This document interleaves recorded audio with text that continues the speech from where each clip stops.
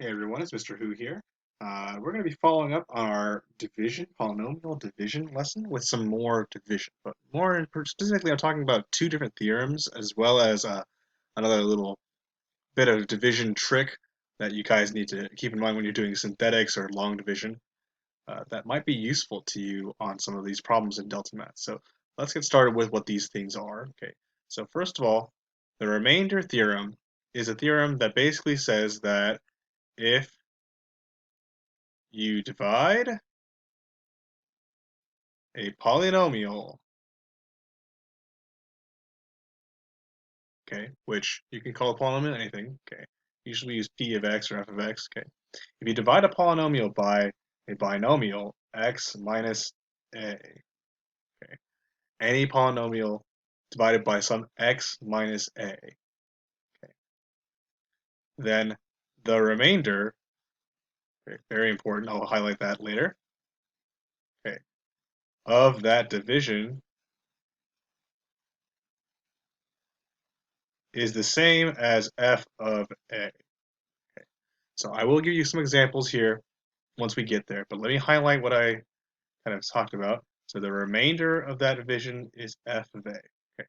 So in other words, okay, the r of x, okay, that we talked about from the last lesson in our format is going to be equal to f of a. So if you need to remind yourself why we use r of x, okay, that is part of the notation there. It doesn't actually mean a function; it's just a number, right? A number represents the remainder of your division. Okay, and it doesn't really matter whether it's an actual number or whether it's zero. It will always be the value of the function when you take that a. Okay, that is the remainder theorem. Now let's talk about the factor theorem real quick because it's kind of an offshoot. Okay, kind of like a postulate on this remainder theorem. Okay, so if remainder, okay, of division is zero, okay, the uh, x minus a used for that is a factor. I used an equal sign there, but I probably should have just used it is. So let me draw that here. Okay, so kind of the same rules apply here. Let me use my red marker here. So if the remainder is zero, okay, then x minus a is a factor. Those are the important parts there. Okay. So we'll get into some delta math here to do some examples, and I'll also show you a bit of division tech that you may not have known from the last lesson that might be useful going through on some of these problems. All right, so I'll see you in a sec. Okay, so I'm here with the first module that you'll see that's new to our section today, the remainder theorem level 1 module. So here's the question. If f of x equals 2x cubed minus 5x plus 4, what is the remainder when f of x is divided by x minus 1? Okay, so there are a couple ways to go about this, but first you should try to set up the synthetic division if you want to use synthetic, or you can always do the long division. Okay, it's all up to you. But I prefer synthetic since it's a little quicker. So let me go ahead and write with this. I've got 2. Okay, that's for my x cubed term. I have 0 from my x squared term. So this is the part that I did need to mention because I don't think we covered it in the last video. But if you're missing a term in there, you still have to put a placeholder.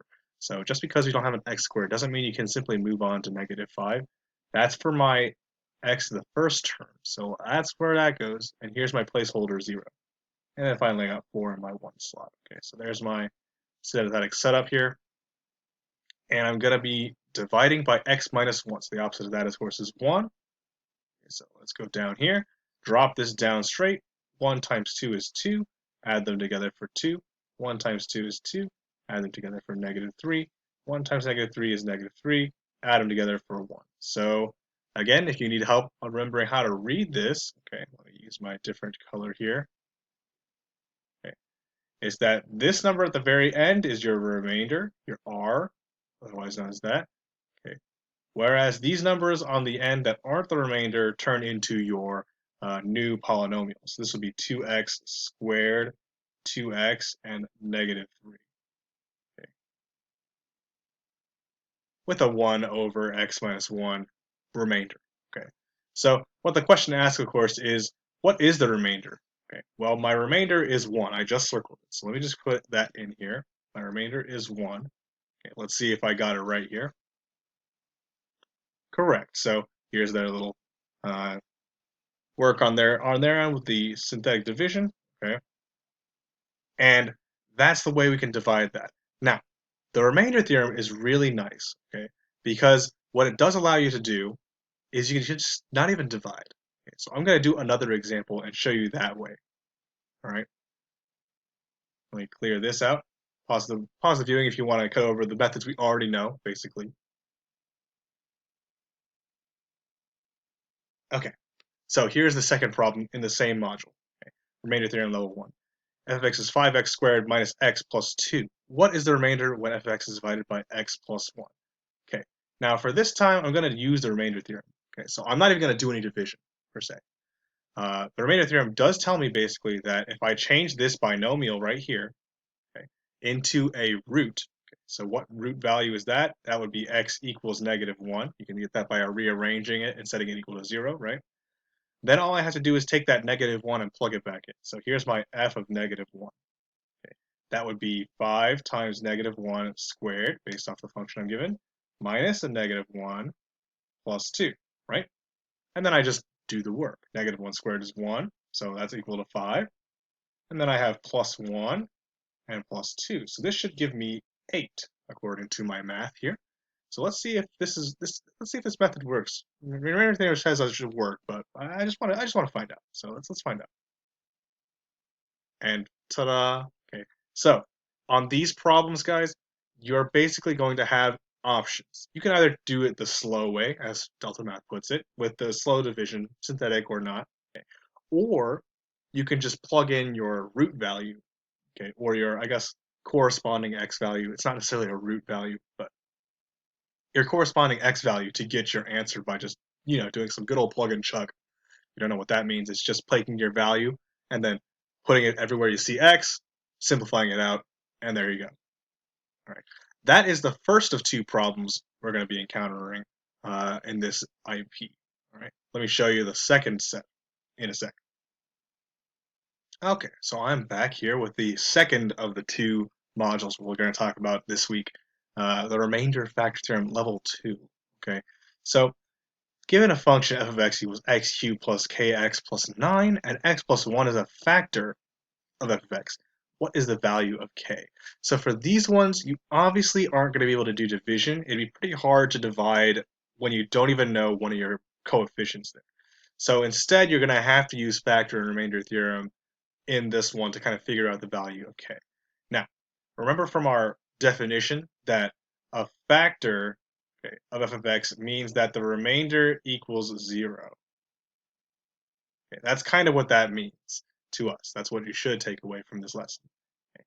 Because we know that the remainder is 0, okay, we also know, based on the remainder theorem, okay, that f of, what is it, -1, sorry, it should be -1 because I'm looking at the binomial. F of -1, that comes from our x plus 1 here. Okay, that is going to give us 0. Okay, so we know that will be 0 based on our given terms here. So we just have to simply set all of our x's to -1 in our function. So f of -1 equals -1 cubed plus k, we don't know that yet, right? Times -1 plus 9. I kind of ran out of space there, but 9 is still there. Okay. Figure this out as -1, because 1 times -1 times -1. You have a negative k plus a 9. Okay. And remember, we have to get it to 0, because that's what we set it equal to. Okay. So -1 and 9 add together for 8. Okay. And then I can move over the k by adding it to both sides, right? Plus k plus k. Okay. And so k should be 8. Okay. K should be 8. Let's go ahead and check that real quick. And I think it's right. Well, Delta Math thinks it's right too. Okay. So they have all the work for you here. If you need a little more help, let me move some of these guys. out of the way so that you can actually see the work. Okay. So they did plug in that -1 because they say it's a factor of f of x. So here's their little blurb saying that, yep, f of -1 equals 0. That's what I have up here. They plug in the -1, they work it out, solve for k. Ta-da! I mean, they did also check their answer. Okay. You can always check your final answer as well. That can help you get through the tough parts if you're not so sure about your answer. Okay. Solution 8. All right. Now let me try a new problem type for you using the remainder theorem. Okay. So this is, the one where it's not going to be 0. Okay. So it will tell you, what the remainder is here in this problem. The remainder is going to be 95 in this specific one. So let me clear out my work here and let's try this one together as well. Okay. So first of all, here's my function, 2x squared plus kx plus 15. The remainder is 95. Okay. So what is the value of k? Again, you have to look at our x plus 8 binomial, which tells us that x will be equal to -8, whatever we're talking about in this particular problem. Okay. So I know that f of -8, okay, by remainder theorem,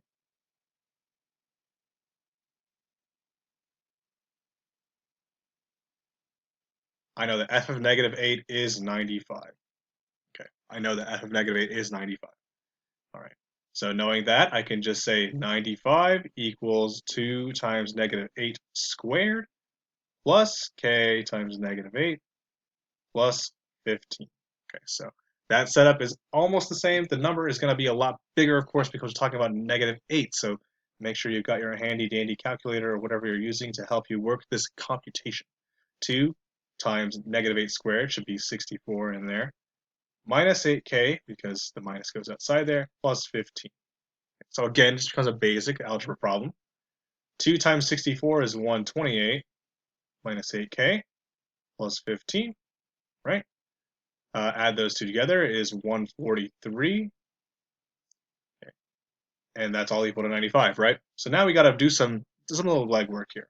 Okay, I'll just save you a little bit of time. Minus 143 here. It should give me something like -48 if I had to take a quick guess. Okay, so that's my -8k. And finally, divide by -8 on both sides, right? So my k is equal to 6, according to my math. Now let's see if Delta Math agrees with me or not.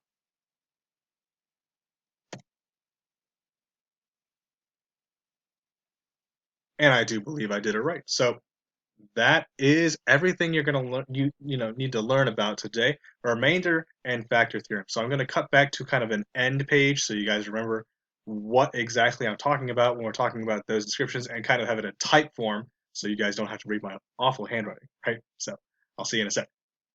All right, and welcome back, scholars. So this is what I wrote before, okay, kind of in my little scrawl, my handwriting. But if you need a typed version of what there's a saying, here they are. So the remainder theorem, again, states that if a polynomial is divided by a binomial, x minus a, in that form, then the remainder of that division is equal to the value obtained when evaluating the function at f of a.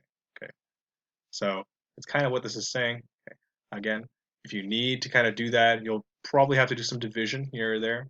Okay. There is some division in this lesson's IP, but for the most part, when we get to the remainder theorem part, you may choose not to do that, because if you're only worried about getting the remainder, you don't need to do that whole division.